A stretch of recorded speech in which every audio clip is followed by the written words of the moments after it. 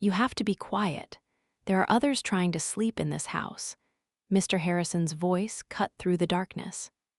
Sorry, Mr. Harrison, I squeaked from beneath my duvet. It was the middle of the night, and Sarah and I had been sneaking into each other's rooms, unable to stop the endless stream of giggles. What is going on in here? Mrs. Harrison's voice drifted from the hallway. In the dim light, her oversized white nightgown made her look rather shapeless. I pulled the blanket up to my nose to hide my amusement. I'm handling it. Why don't you go check on Sarah and head back to bed? Mr. Harrison replied over his shoulder, his voice calm and authoritative. Mrs. Harrison muttered something about wild raccoons before shuffling away. We love having you over, Chloe, but you need to settle down. Sarah's mother likes a quiet house, and I like a quiet Sarah's mother, Mr. Harrison said.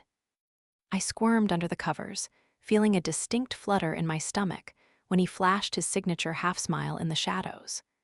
Before the smirk vanished, I knew this moment would fuel my daydreams later.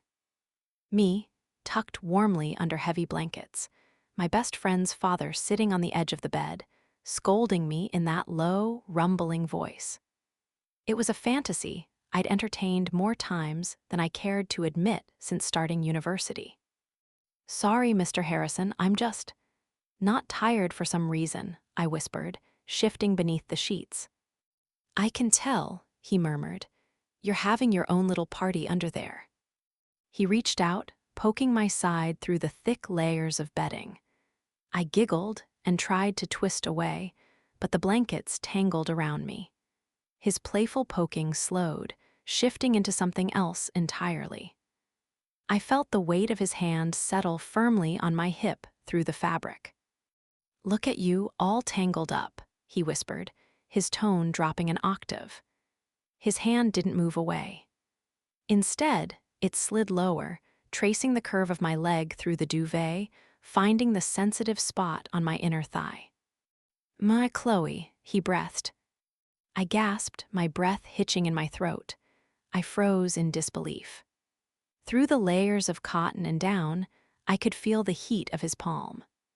His thumb brushed back and forth in a slow, hypnotic rhythm that sent liquid fire straight to my core. Is this really happening? Oh, I think I might have found Chloe's quiet button, he growled softly, leaning closer. His hand applied a firm, deliberate pressure that made my hips buck involuntarily against the mattress. What do you think, Chloe? Did I find it? Why, yes, I whimpered, my eyes fluttering shut. Mr. Harrison leaned down, his face inches from mine. I could feel the gravity of his presence pulling me in. When he spoke, his hot breath ghosted over my exposed neck, sending shivers racing down my spine to my toes. Do you want me to stop pressing your buttons? He whispered, the danger in his voice making my heart hammer against my ribs. I clutched the pillow, my knuckles turning white. I was terrified that if I spoke, my voice would betray just how much I wanted this. My brow furrowed in sweet agony as the pressure of his hand continued its maddening, rhythmic motion. Chloe, he warned, his lips brushing the sensitive skin below my ear. Why, yes, oh God, no, don't stop, please, I managed to choke out. Good girl, he rasped. The air in the room grew heavy, thick with unspoken desire. The transition from being scolded to being the center of his intense focus was dizzying. SHH, SHHH, he soothed, placing his other hand gently over my mouth as I began to make soft, needy sounds. He glanced over his shoulder at the door, the threat of discovery adding a layer of adrenaline that made my head spin. You have to be quiet, he whispered into my ear.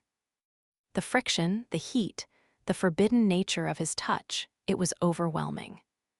My toes curled, and I arched my back, completely surrendering to the sensation. The world narrowed down to the feeling of his hand and the sound of his ragged breathing. That's it, he hissed through gritted teeth. Let go for me, Be a good girl."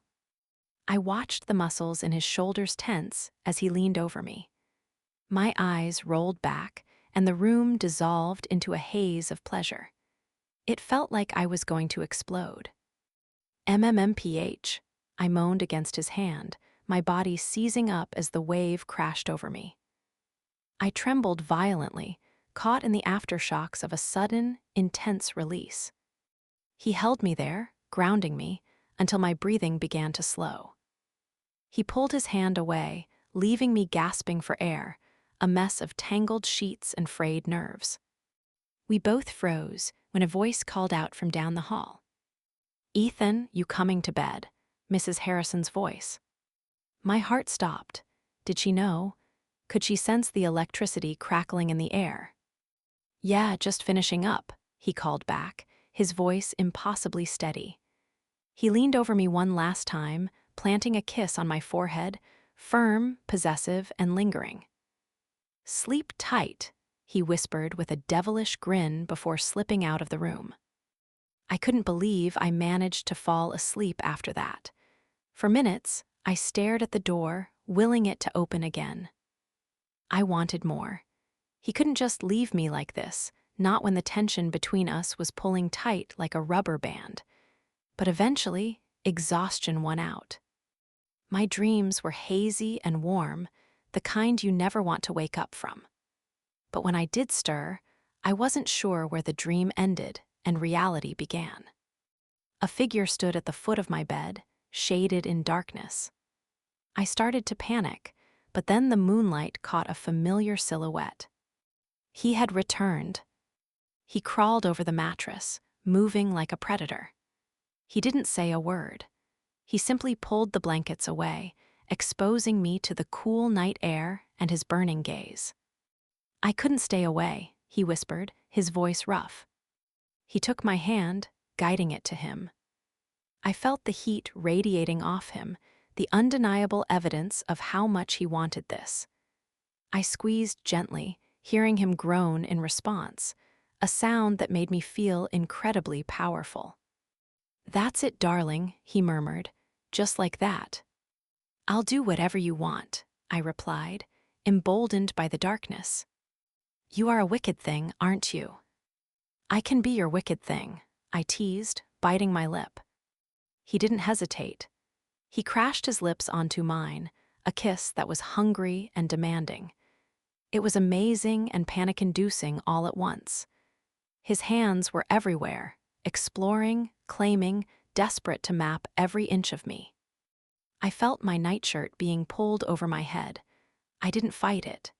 In seconds, there were no barriers left between us. In my mind, I had imagined a gentle romance. This was far more primal. It was urgent. It was messy. It was perfect. He moved with purpose, guiding me, shifting me until everything lined up. I gasped as I felt him press against me, the sudden feeling of being filled by him taking my breath away. "Oh, wow." I breathed into the pillow as he began to move. "You like that?" he whispered breathlessly. "I can tell you do." "Please, yes," I sang out, trying to keep my voice down. He buried his face in the crook of my neck, his movements becoming faster, harder. The sound of our bodies colliding was a rhythmic drumbeat in the quiet room.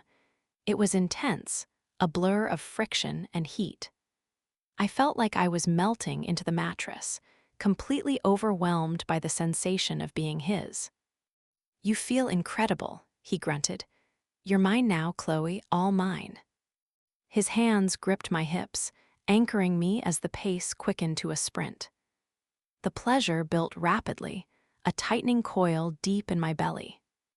"Oh God, I'm close," I whimpered. "Let go," he commanded. "Take it all." The climax hit us both at the same time. I muffled a scream into my pillow as my body shuddered, waves of euphoria washing over me.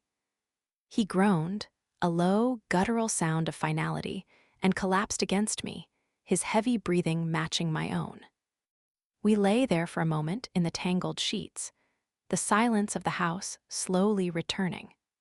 He eased off me, pulling the covers back up to my chin with a tenderness that surprised me. Through blurry eyes, I watched him lean down and kiss my forehead one last time. "Sleep tight, Angel," he whispered, a smirk evident in his voice. "I'm making pancakes in the morning." When the door clicked shut, I twisted in the sheets, a wicked smile spreading across my face. This is only the first night of spring break, I thought, biting my lip. I've got another week and a half here. I closed my eyes, drifting back to sleep. I was definitely looking forward to those pancakes.